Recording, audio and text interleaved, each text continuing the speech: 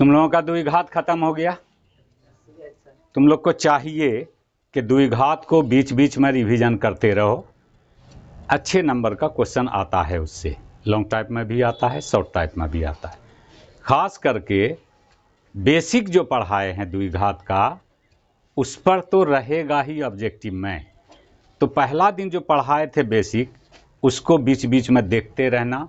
D 0 होगा तो क्या होगा, 0 से बड़ा होगा तो क्या होगा, 0 से छोटा होगा तो क्या होगा, ये सब द्विघात में हम पढ़ा चुके। उसको बीच बीच में रिवाइज करते रहना। आज तुम्हारा शुरू होगा समांतर श्रेणी।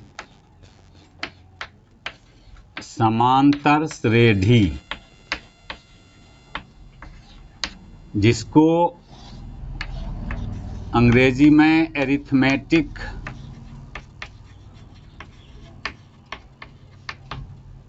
प्रोग्रेशन कहते हैं।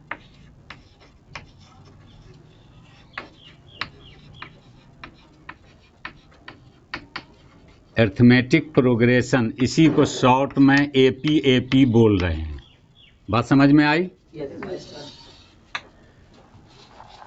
अरिथमेटिक प्रोग्रेशन, श्रेणी प्रोग्रेशन है क्या, श्रेणी है क्या, इसको जानने के लिए पहले जानना होगा कि सीक्वेंस क्या है। इसका हिंदी अनुक्रम। अनुक्रम, इसको पहले समझना होगा, तब एपी समझ में आएगा। सीक्वेंस को समझो, सीक्वेंस है क्या। संख्याओं की वैसी सूची जो एक निश्चित नियम के अंतर्गत लिखी गई हो, निश्चित नियम के अंतर्गत लिखी गई हो, उसको सीक्वेंस कहते हैं, अनुक्रम कहते हैं। संख्याओं की वैसी सूची जो एक निश्चित नियम से लिखी गई हो, उसको हम सीक्वेंस कहते हैं। जैसे देखो, एग्जाम्पल के तौर पर देखो, 1, 3, 5, 7 एंड सो ऑन। एक नियम से लिखा गया है कि नहीं? क्या नियम से लिखा गया है? दो दो का अंतर है। किसी पद में हम 2 जोड़ेंगे तो अगला पद मिल जाएगा। ये 2 निश्चित संख्या हुई। या फिर देखो, 2, 4, 8, 16, इसका निश्चित नियम समझ में आया कि क्या है? अगले पद में पिछले पद से कहीं भी भाग हम देंगे तो 2 प्राप्त होगा। देख लो, ये भी एक नियम हुआ। या कोई भी पद अपने पिछले पद का दुगुना है, ये भी एक नियम से हुआ, निश्चित नियम से हुआ। या फिर ऐसा रहे कि प्राकृतिक संख्या का वर्ग है, 1 का स्क्वायर 1, 2 का स्क्वायर 4, 3 का स्क्वायर 9, 4 का स्क्वायर 16, तो स्क्वायर ऑफ नेचुरल नंबर प्राकृतिक संख्या का वर्ग है, ये भी एक नियम से हो गया। तो इस तरह से जो भी संख्या की सूची है, इसको कहते हैं सीक्वेंस, अनुक्रम। अब इसमें अनुक्रम 3 प्रकार का होता है। एक प्रकार उसका है एपी, जो तुम पढ़ोगे। दूसरा प्रकार है जीपी, जो 11 में है। तीसरा प्रकार है एचपी, जो बीएससी में भेंटाएगा। ये तुम्हारे कोर्स में है एपी। अब एपी पर हम आए कि एपी है क्या। बात समझ रहे हो? सिर्फ फॉर्मूला लिख देना, एपी के nवां पद का फॉर्मूला लिख दें, एक्सरसाइज शुरू कर दें, ये पढ़ाना कोई पढ़ाना नहीं है।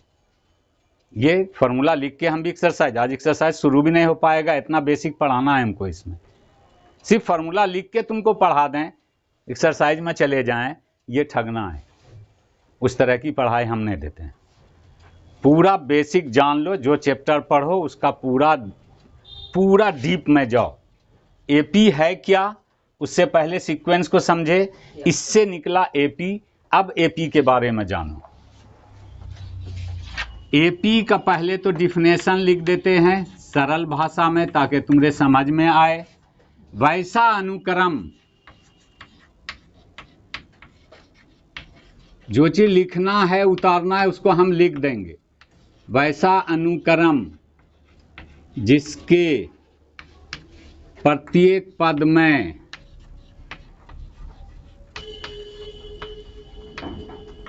एक निश्चित संख्या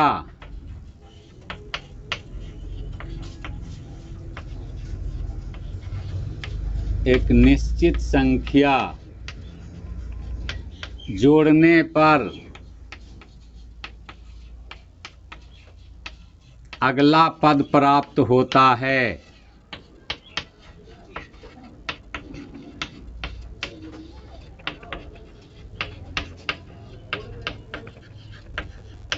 उसे एपी कहते हैं।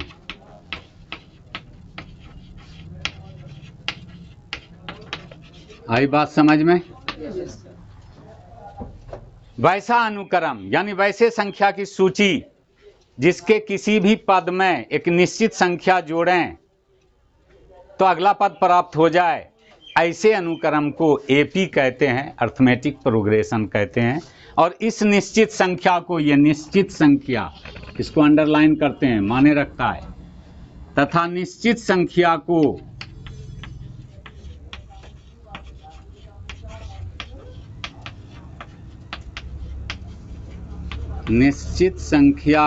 पदांतर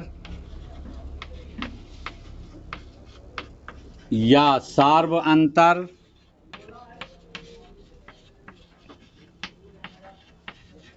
अंग्रेजी में कॉमन डिफरेंस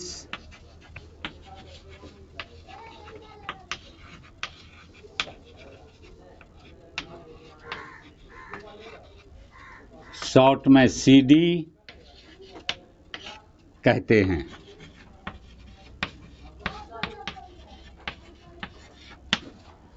निश्चित संख्या जैसे कि इसमें तुम देखे कितना जोड़ने पर अगला मिलता है, ये तुम्हारा एपी है, ये तुम्हारा जीपी है, ये एचपी नहीं है, ये अलग से हम दिए हैं। ये तुम्हारा जो है जीपी है, जीपी तुमको अभी पढ़ना नहीं है, 11 में है। तो एपी इससे पहचान सकते हो, इसमें क्या है, किसी में भी 2 जोड़ेंगे अगला पद मिलेगा। वो 2 क्या हो गया, पदांतर, निश्चित संख्या वही हुई। उसको जनरली डी से लिखा जाता है, सीडी कॉमन डिफरेंस डी से लिखा जाता है। एग्जाम्पल के तौर पर देखो, 2, 4, 6, 8, 10 देख रहे हो। इसका पहला पद क्या हुआ, पहला पद जिसको A1 या A से लिखते हैं, क्या आया, 2।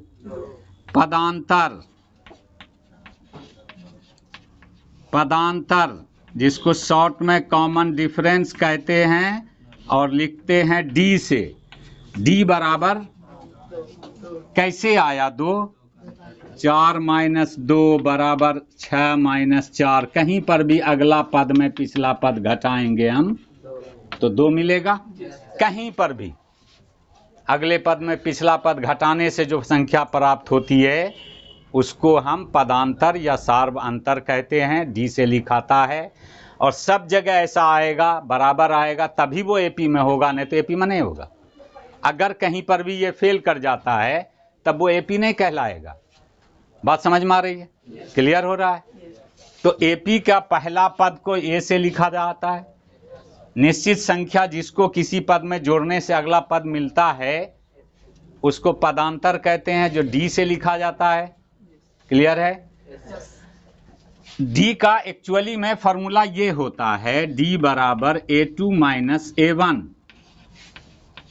A3 - A2। इसको समझ रहे हो?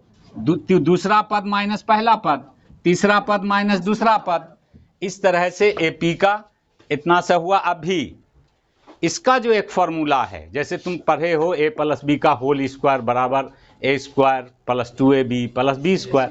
ये फॉर्मूला बना कैसे? सिर्फ फॉर्मूला याद करके हिसाब बनाने से कुछ नहीं सीखोगे। ये फॉर्मूला बना कैसे वो सीखना चाहिए।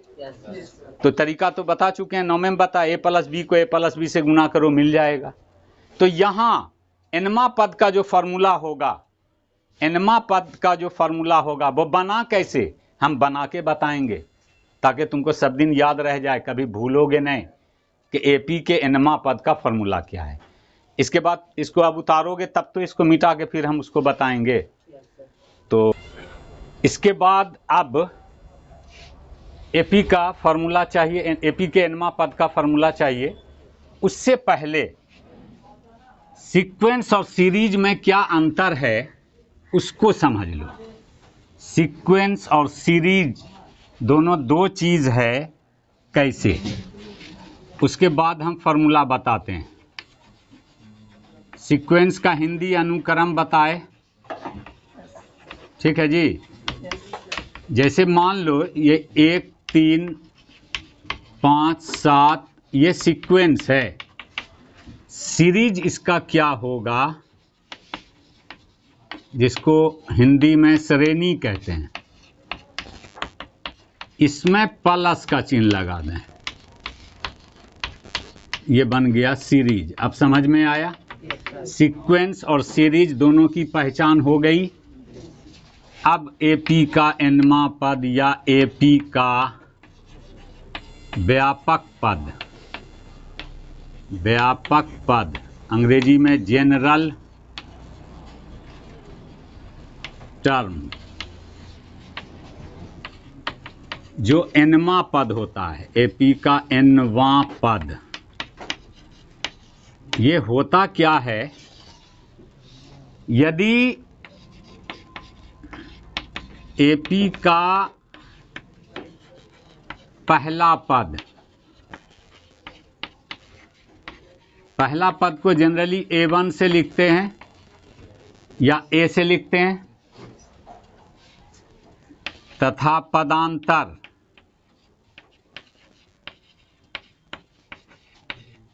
जिसको D से लिखते हैं, पदांतर इक्वल टू D। तो तुम देखना ध्यान से, यहीं पर देखने की चीज है। A1 इक्वल टू A तुमको क्या बताए कि किसी पद में पदांतर को जोड़ेंगे तो अगला पद मिलेगा। किसी पद में पदांतर कॉमन डिफरेंस यानी D को जोड़ेंगे तो अगला पद मिलेगा। तो पहला पद में D जोड़ेंगे तो दूसरा पद मिलेगा A प्लस D। समझे? यहाँ तक क्लियर है? तीसरा पद में तीसरा पद निकालना होगा तो दूसरा पद में D जोड़ेंगे तो तीसरा पद मिलेगा। दूसरा पद में D जोड़े तो तीसरा पद मिलेगा। तो ये देखो कितना हो गया, A प्लस 2D हो गया। चौथा पद में चौथा पद निकालना है तो तीसरा पद में D जोड़ेंगे, तीसरा पद है A प्लस 2D, इसमें D जोड़ेंगे तो चौथा पद मिलेगा A प्लस 3D। स्पष्ट हो रहा है? क्या देखे तुम, इसमें दिख क्या रहा है? फॉर्मूला बन रहा है। चौथा पद निकालना तो A प्लस 3D, तीसरा पद लेना है तो A प्लस 2D, दूसरा पद लेना है तो A प्लस D। क्या समझ में आ रहा है? जैमा पद ले रहे हैं उससे एक कम D A में जोड़ना है, जैमा पद। तो बताओ कि 10वां पद क्या होगा? A plus 9D। 20वां पद क्या होगा? A plus 19D। 100वां पद क्या होगा? A plus 99D। तो एनवा पद क्या होगा? 1 घटाओ n में, बन गया फॉर्मूला। इसको डॉट डॉट दो। अब एनवा पद लिखें an, एनवा पद an बराबर A प्लस, एक कम करेंगे n-1D। इससे एक कम किए, इससे एक कम, इसको 4 माइनस 3 1, इसको 3 माइनस 1, नहीं जी, ये 4 माइनस 1 है, ये 3 माइनस 1 है। तो यहाँ क्या होगा? एनवा पद है तो n-1 होगा। यही हुआ तुम्हारा एनवा पद का फॉर्मूला। an बराबर ये हो गया nवा पद। समझ में आया? अब इसके बाद एक्सरसाइज शुरू करने में कोई आपत्ति नहीं है। अब एक्सरसाइज शुरू किया जा सकता है। समझ गया?